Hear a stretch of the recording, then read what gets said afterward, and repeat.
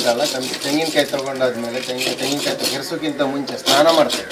ಸ್ನಾನ ಮಾಡಿ ಬಂದು ತೆಂಗಿನಕಾಯಿಯನ್ನು ಕೆರೆಸಿ ಒಳ್ಳೆ ಮಾಡಿ ಕೆರೆಸಿ ಕ್ಲೀನ್ ಮಾಡಿ ಇದೇ ಥರ ಮಾಡ್ತೇವೆ. ಇದೇ ಥರ ಮಾಡಿದ್ಮೇಲೆ ಇದೇ ಥರ ಇಲ್ಲಿ ನೋಡಿ ನಾವು ಮಾಡಿತ್ತಲ್ಲ ಇದೇ ಥರ ಇಲ್ಲ ಇದಾಗಿದೆ. ಈ ಜಾಗ ಇದೆಯಲ್ಲ, ಕಣ್ಣಿನ ಜಾಗವನ್ನು ಕೆರೆಸಿ ತೆಗೆದು ಒಳಗಡೆ ಇದ್ದ ನೀರನ್ನು ತೆಗೆದು ಹೊರಗಡೆ ಹಾಕಿ ಇದನ್ನು ಡ್ರೈ ಮಾಡಿದ ಮೇಲೆ ಇದರಲ್ಲಿ ನಾವು ಇರುಮುಡಿ ಕಟ್ಟು ತುಂಬಕ್ಕಿಂತ ಮುಂಚೆ ತುಪ್ಪವನ್ನು ತುಂಬ್ತೇವೆ.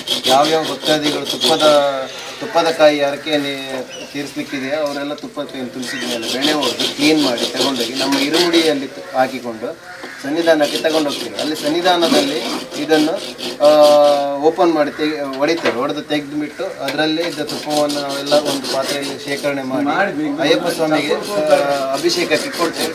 ಅಭಿಷೇಕ ಆದ ಮೇಲೆ ಅದರಲ್ಲಿದ್ದ ಅರ್ಧ ತುಪ್ಪವನ್ನು ನಮಗೆ ಪ್ರಸಾದ ರೂಪದಲ್ಲಿ ವಾಪಸ್ ಕೊಡ್ತೇವೆ. ಪ್ರಸಾದ ರೂಪದಲ್ಲಿ ವಾಪಸ್ ಕೊಟ್ಟ ತುಪ್ಪವನ್ನು ನಾವು ವಾಪಸ್ ಇಲ್ಲೇ ತಗೊಂಡು ಬಂದು ಯಾವ್ಯಾವ ಭಕ್ತಾದಿಗಳು ಅದನ್ನು ನಮಗೆ ಅರಕೆಯ ತುಪ್ಪದ ಕಾಯಿಯಾಗಿ ಕೊಟ್ಟಿದ್ದಾರೆ ಅವರಿಗೆಲ್ಲ ನಾವು ತುಪ್ಪವನ್ನು ಒಂದು ಟಿನ್ನಲ್ಲಿ ಹಾಕಿ ಕೊಡ್ತೇವೆ. ಅವರು ಅದನ್ನು ಮನೆಗೆ ತಗೊಂಡೋಗಿ ಪಾಯಸದಲ್ಲಿ ಸೇರಿಸಿ ಪ್ರಸಾದ ರೂಪವಾಗಿ ಸೇವನೆ ಮಾಡ್ತಾರೆ. ಅಲ್ಲಿಗೆ ಈ ತುಪ್ಪದ ಕಾಯಿಯ ಮಹತ್ವ ತುಂಬ ಇರ್ತದೆ. ಸ್ವಾಮಿಯ ಸಂಪೂರ್ಣ ಅನುಗ್ರಹ